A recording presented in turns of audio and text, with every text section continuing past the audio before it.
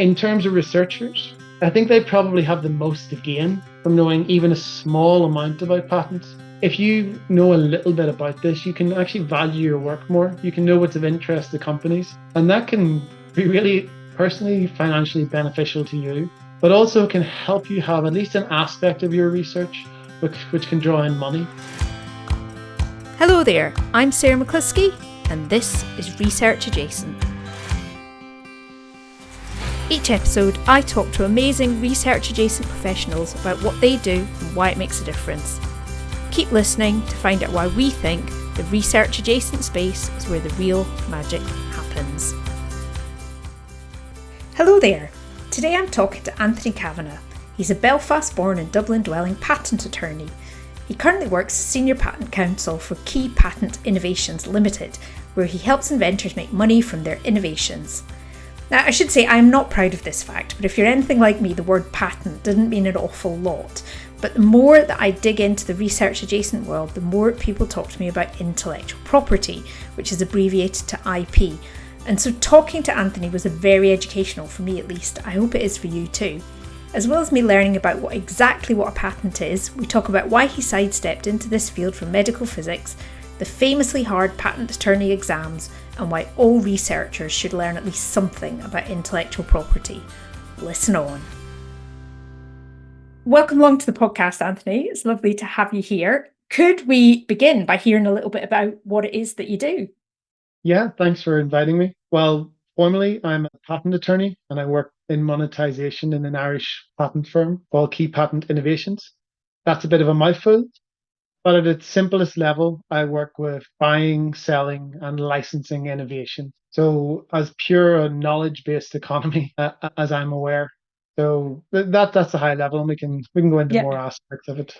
Well, yeah, I think definitely one thing that I'd really love it if you could help me understand, if nobody else, what exactly patent is. So in a nutshell, a patent is a time-limited monopoly that you're rewarded by a state for disclosing your invention.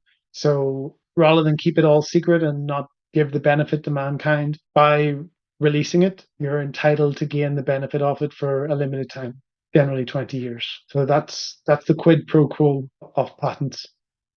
And that's essentially their commercial value as well. Without patents, it's rather difficult for certain people to gain money from their invention. Some, especially larger entities, their R&D can be put to work and they can make money quite easily. Smaller people, they sort of have to protect their inventions. And so patents can really come to the fore in ways that you don't necessarily expect. They can actually be a force for balance the equation between large and small entities. So if I can kind of reframe this and just make sure if I'm understanding it. So for example, to relate it to research. So if a research team comes up with some sort of discovery that's potentially, could be a process or a product that you could sell to the world, they can then apply to get a patent that then means that nobody else can make money from that technology unless they form an agreement with them. Is that right? Essentially, and I can give you an example of this. So when I was in research, at one stage I was working in radiotherapy and we invented a way to treat moving tumors. Because we had an unusually savvy doctor working with us, he applied for a patent and in time the patent was granted. Now, in theory, that would stop anybody else using our research and might seem selfish, but actually it worked the exact opposite.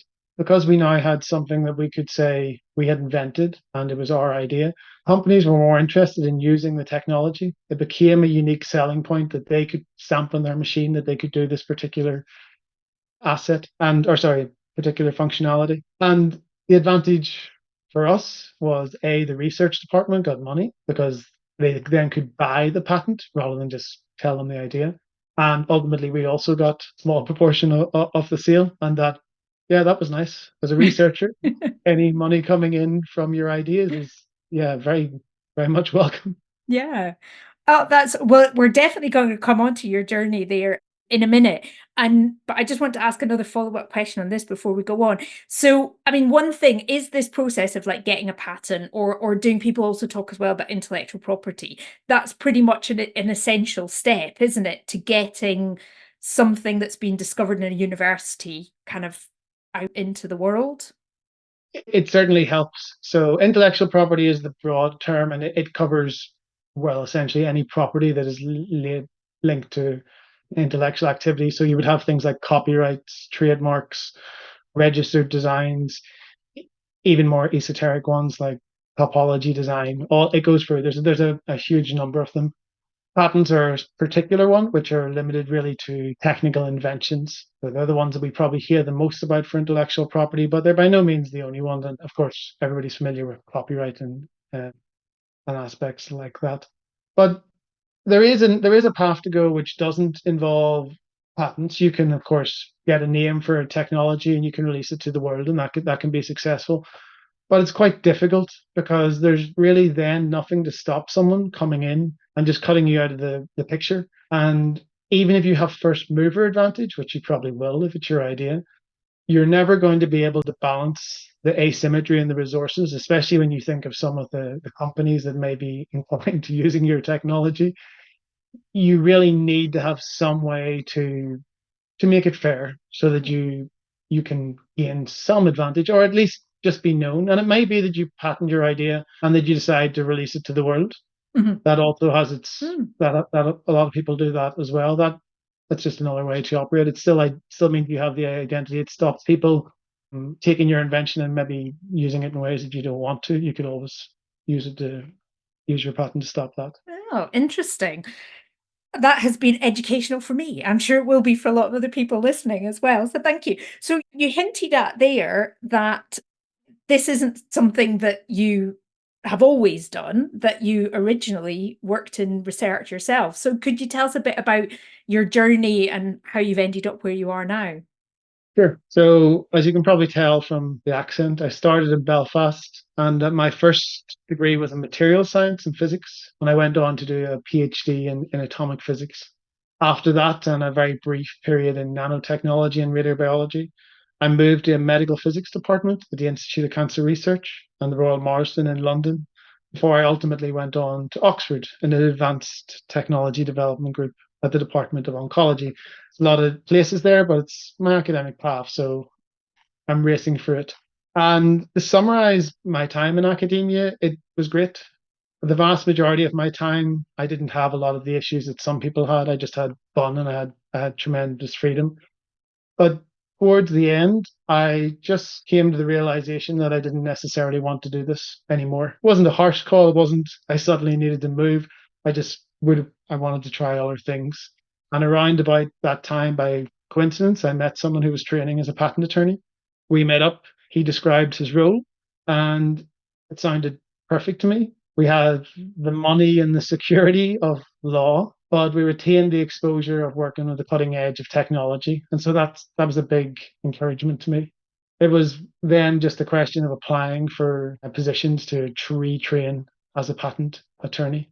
And now I'm switching away from academia, but mostly by luck, I acquired a position at probably the most prestigious patent firm in Europe. So that's Cartmels in London. And that was great. I had a great trainee cohort and I had great support from them. And that's important because qualifying as a patent attorney is quite tough. Might come back to that at some stage. But they supported me. We got through it. And I love my time there. But again, 5 years later, I then had a young family and I just wanted to leave London and return to Ireland. That was a very hard call, but another firm came to the rescue called Hannah Curley. They made it very easy for the transfer, and I'm very grateful for them. And now we're coming up to my current position. After a couple of years at Hannah Curley, I met someone called Angela Quinnan, who's our managing director of KPI. He explained the monetization industry. I was convinced by Angela. I joined KPI shortly after. So Angela's been our great leader, and with the deep experience of the rest of the KPI team, I can't say I've had a regret so far. So that's a whistle stop tour of my somewhat torturous path. There's been an awful lot of changes and discipline hopping, but it's been nice, and so far no regrets. Yeah, it's brilliant to hear that you found something that has enabled you to keep that connection to innovation and technology whilst, just exploring a different side a different kind of career. Yeah. So with training to be a patent attorney, was that a kind of on the job training, or is it like an apprenticeship, or is it like a qualification, or how does that work?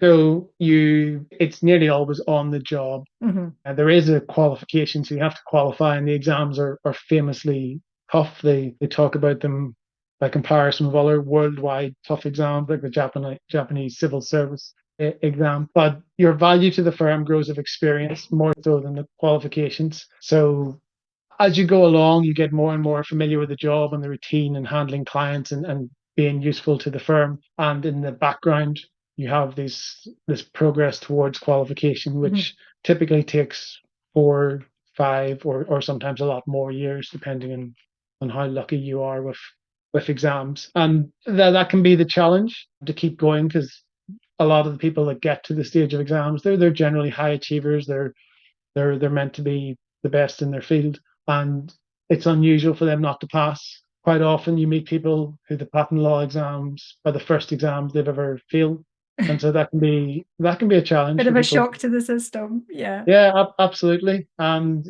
again, we do have a lot of crossover with technology, and we stay at the cutting edge. But the law exams are focused on the law, Hmm. and you really have relatively little experience or crossover knowledge that you can draw on. You just have to do hard formal study, Yeah, which you is just have to a real learn it. challenge. Yeah, yeah, memorize all these facts and rules and things like that. So not for me, but that's okay. Everybody's Well, got their. what's strange is that I often think that at my time in academia, it wasn't overladen with formal study. I sort of got Mhm, through on fundamental knowledge and maybe an ability to be creative mhm. rather than actually go into the details and work through the hard stuff as much as I probably should have, to be honest.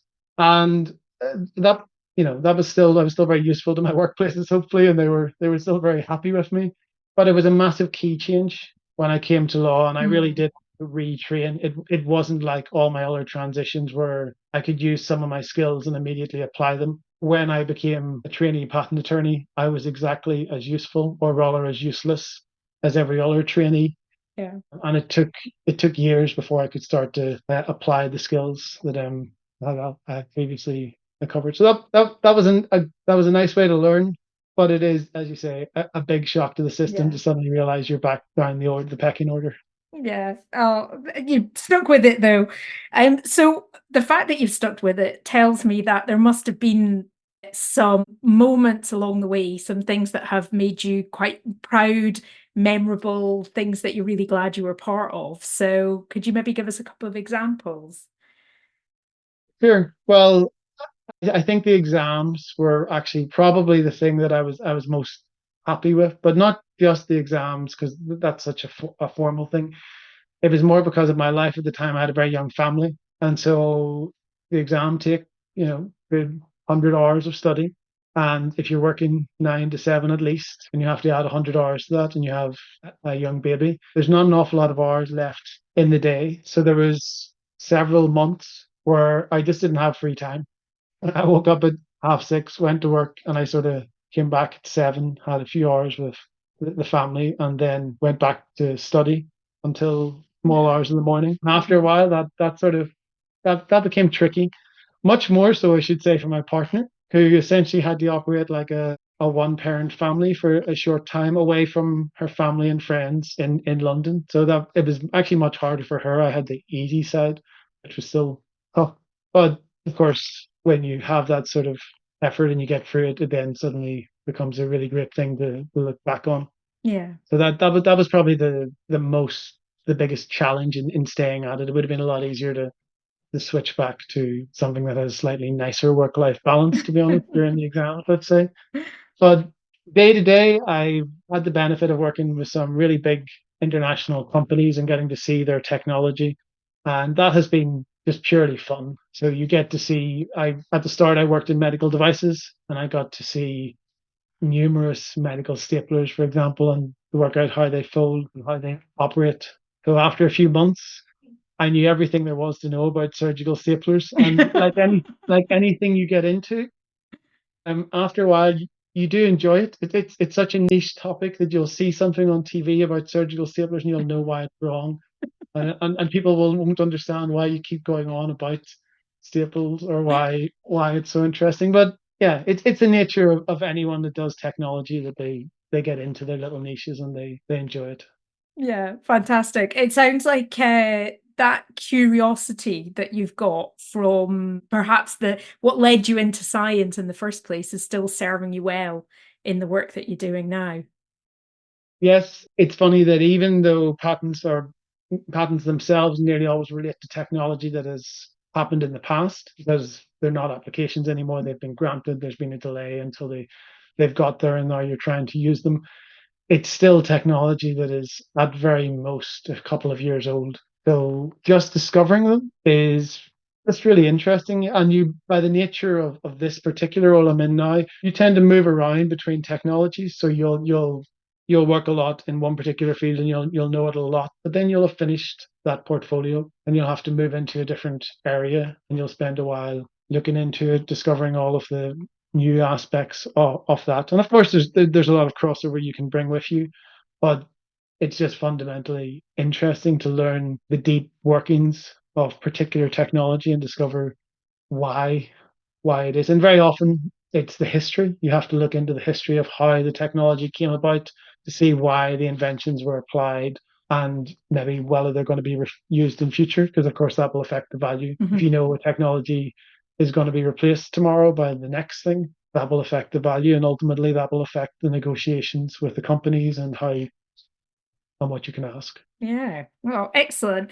Well, I think as we've gone through our conversation, you've touched on quite a number of the challenges that you've had as you went through both this transfer into it and then some of the things you work on now. But are there any particular things you want to highlight as challenges along your journey? That's a good question.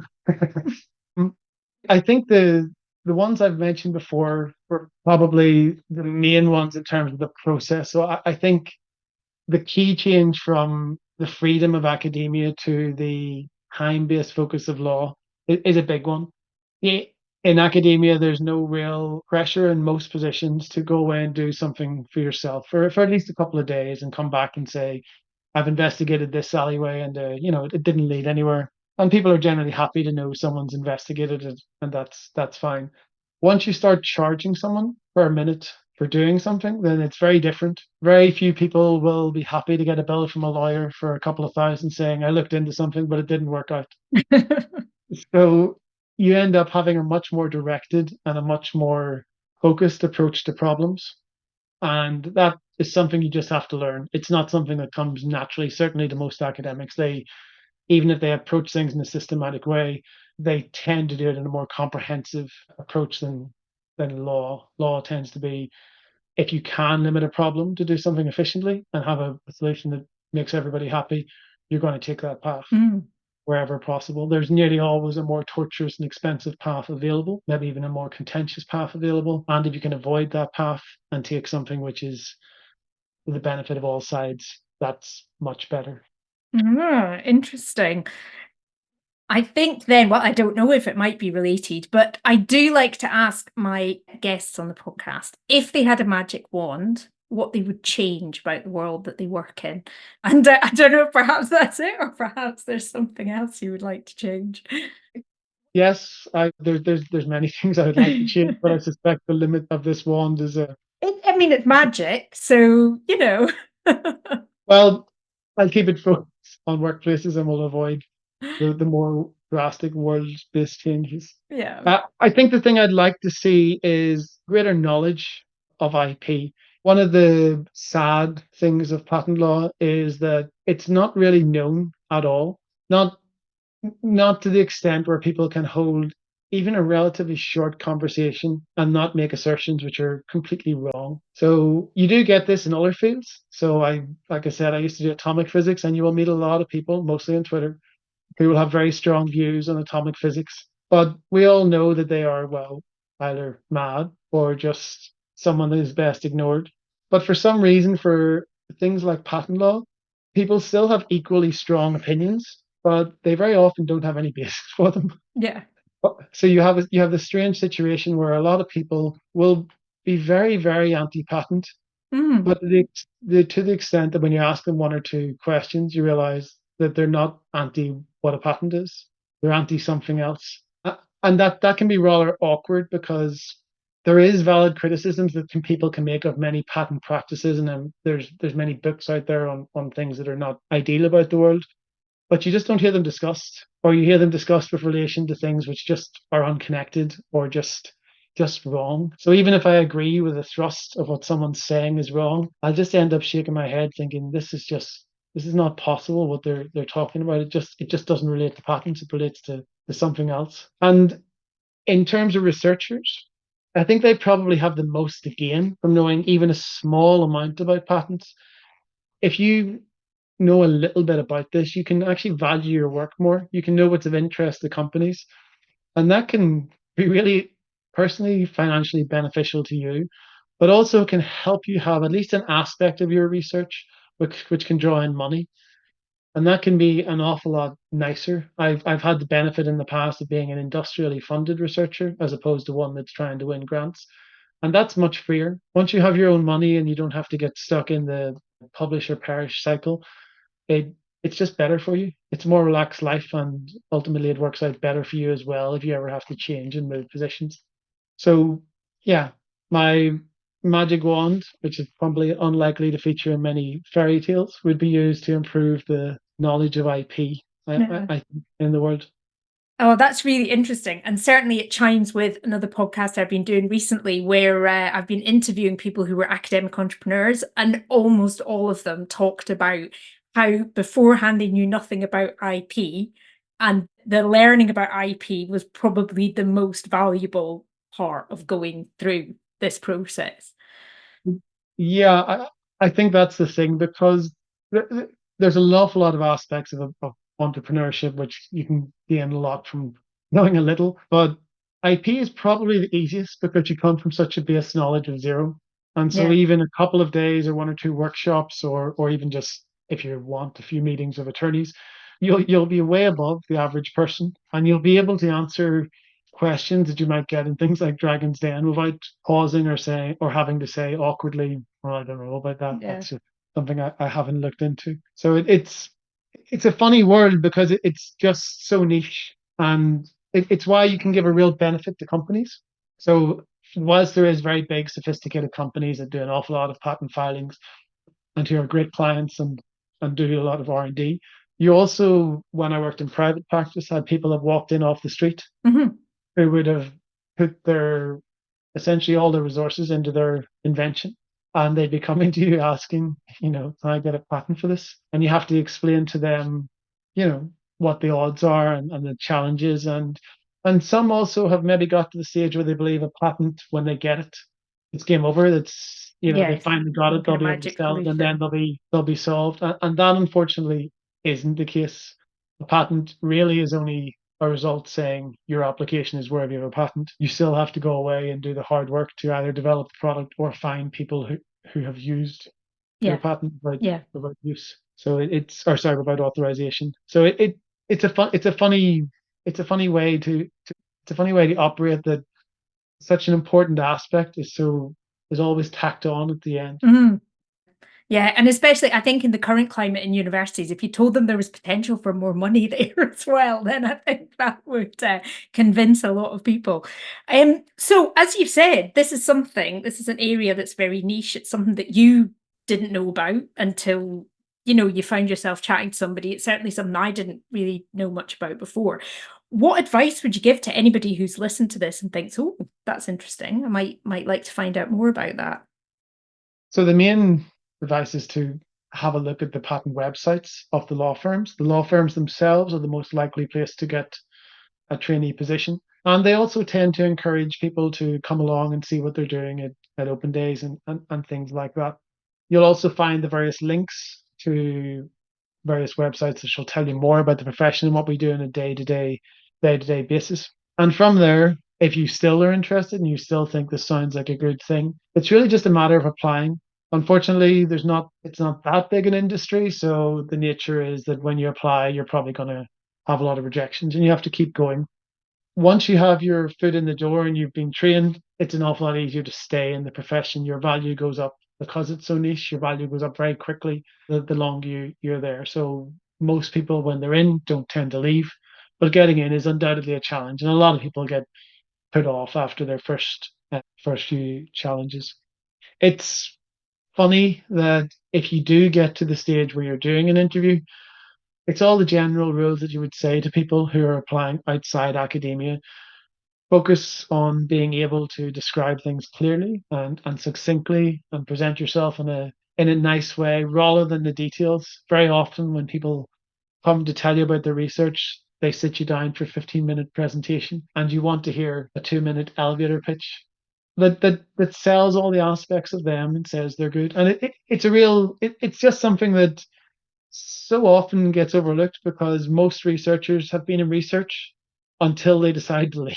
Yeah. So you're so used to talking to researchers who just have a slightly different way of evaluating people and doing it. It's just one of those things to work. Presentation skills, I think, is probably fairly consistently overlooked in research, and it would be Yeah. nice to see a bit more focus on that. Yeah. Good advice. Good advice. Thank you. So if anybody wants to track you down, where's the best place to find you? On our website, so the KPI Yeah. website will have me and my contact details listed. If you have any questions, you're more than welcome to drop me a line, and I'll tell you where to go if I can. It's it is a great profession. It's been really nice. I was genuinely worried when I left academia the first time that I was essentially giving everything up, and that hasn't turned out to be the case at all. If anything, I know I have a more secure and easier job to progress in than I would have if I'd stayed in academia. So I'd encourage everyone to have a look. And if you're not going to become an attorney, I'd encourage everyone to look into patents, at least so that you can make your life easier down the line. Yeah, yeah, fantastic. Oh, well, we'll get a link to the website and put it in the show notes. But it just remains to say thank you so much for taking the time to come along and tell us about what you do and your journey. Thank you. No worries. Well, thanks a lot. Thanks for having me. Thanks for listening to Research Adjacent. If you're listening in a podcast app, please check you're subscribed and then use the links in the episode description to find full show notes and to follow the podcast on LinkedIn or Instagram. You can also find all the links and other episodes at www.researchadjacent.com. Research Adjacent is presented and produced by Sarah McCluskey, and the theme music is by Lemon Music Studios on Pixabay. And you, yes you, get a big gold star for listening right to the end. See you next time.